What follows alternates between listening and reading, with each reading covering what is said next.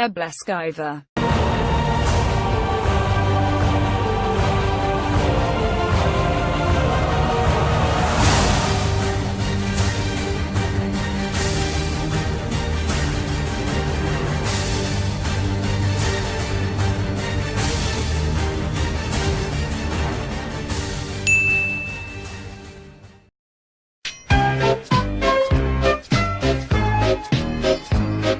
With the oldest monarchy in Europe, Denmark's government has shifted from an absolute to a constitutional monarchy in the 1800s.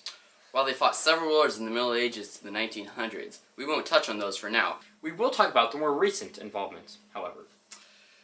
Denmark was neutral during World War I and II. However, they were still occupied by the Nazis during the time period of 1940 to 1945. After World War II, however, they sided heavily with the Western world, joining both the UN and NATO. Although Denmark was not a global power with incredible influence, it still was involved in various conflicts of the 20th and 21st centuries, including the Korean War and the war in Afghanistan.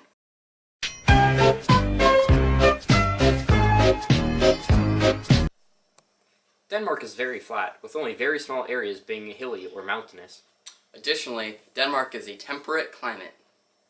And that is literally all there is to say about the geography of Denmark.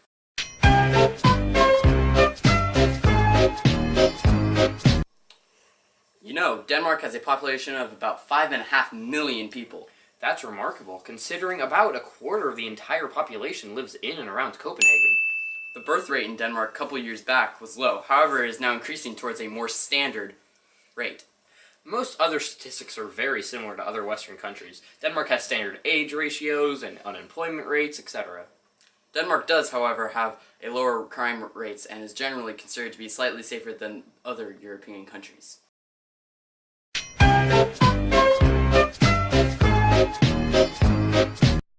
While it isn't up there with the biggest exporter countries, Denmark still exports many resources, particularly in Europe.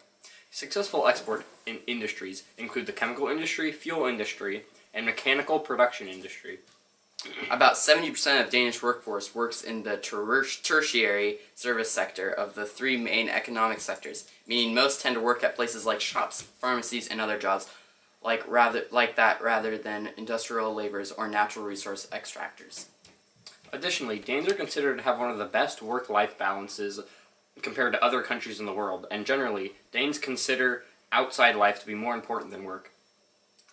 This focus on personal life is often cited as the reason that Danes have such a good balance.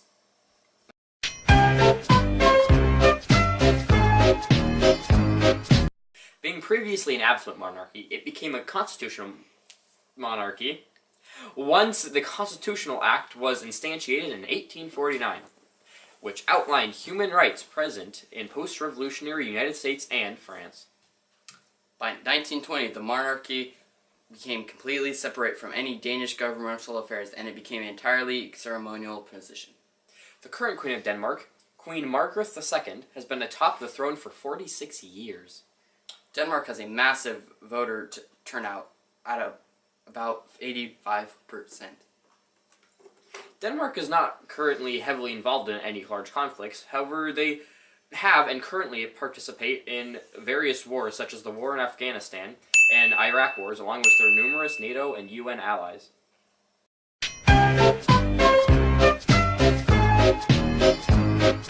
Danish is, of course, the main language of Denmark. However, as much as 80% of Danes speak English as a second language. It's taught in their school, which goes until they're 15 or 16. Their schooling is also good, as the country has a 99% literacy rate. Denmark has been heavily influenced by other European countries. This can be seen in their historical structures, which can have anything from Roman to Renaissance influence. Denmark has some really interesting sites.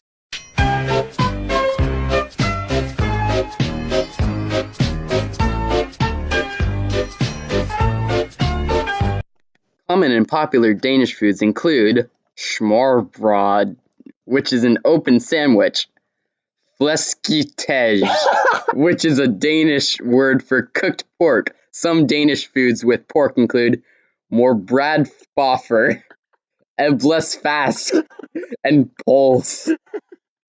Another delicacy is leverpostej. Leverpostej. finally, they enjoy the traditional dessert of Ebleskiver. which are essentially spherical pancakes. And for today's meal, we are going to cook Ebleskiver. Some of the ingredients include flour, buttermilk, baking powder, salt, melted butter, baking powder, soda, 2 eggs, and of course, that good old-fashioned white sugar. So first, we are going to need to separate the egg whites from the yolk, which Adam will promptly do. First, I will crack the egg. Then, I will pour the egg into the bowl. That's narration.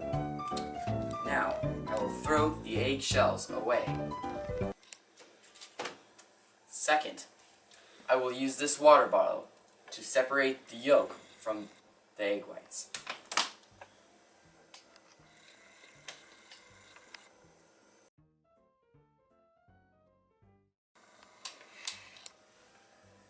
And now he will do the same thing with the second egg.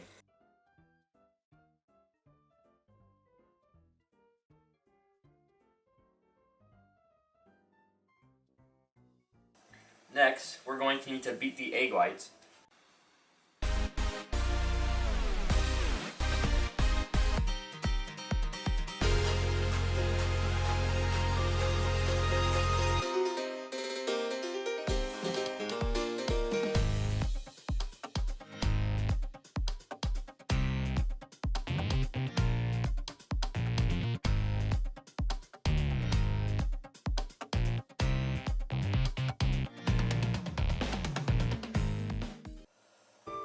And now we're done. The next step is take all these ingredients here and beat them with the egg yolks that we extracted earlier.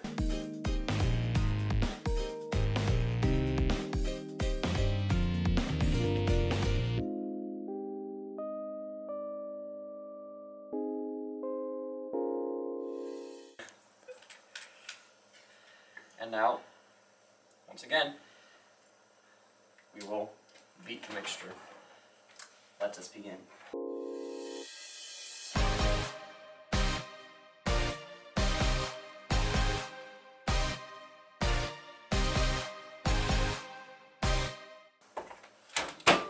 Ah, don't you love the smell of? Ebleskiver.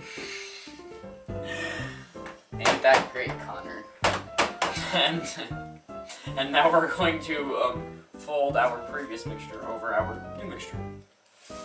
New mixture I've seen here. Egg whites.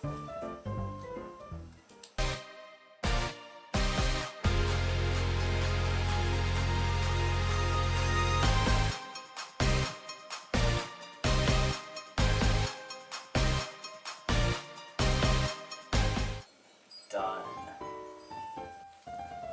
So normally a very special pan is necessary to make. Ebleskiver. However, we were unable to procure one, so we're going to be using a muffin pan. Now, we will put the Ebleskiver.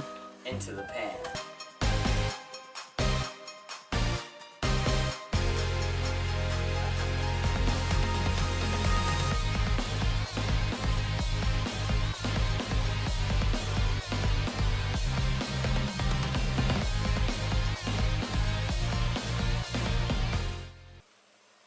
And done.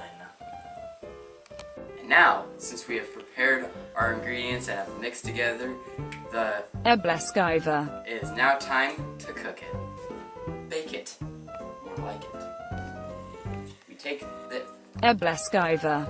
and we put it in the oven. Will you help me out, kind sir? Oven.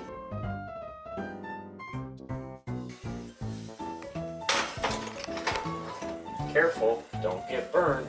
Oh.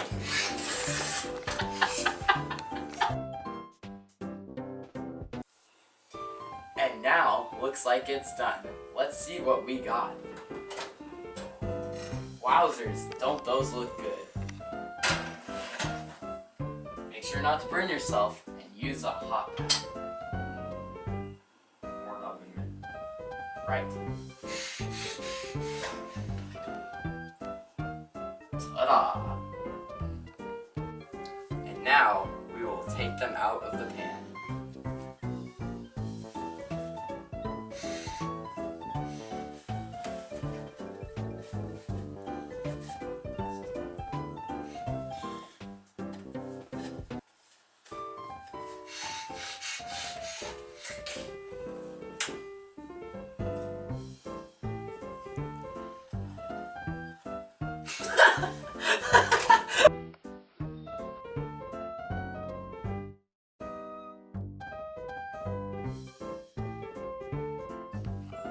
Wow, don't these look delicious?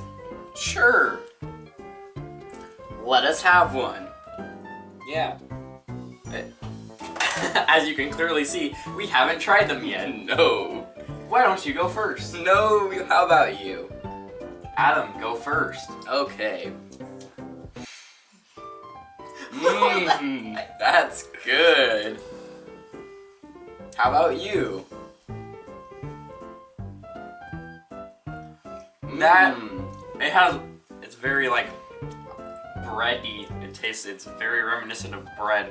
There are various fillings you can put inside of it that would make it more flavorful, but we just made very plain A Blaskiver. for this attempt. I can definitely taste the Danish in it.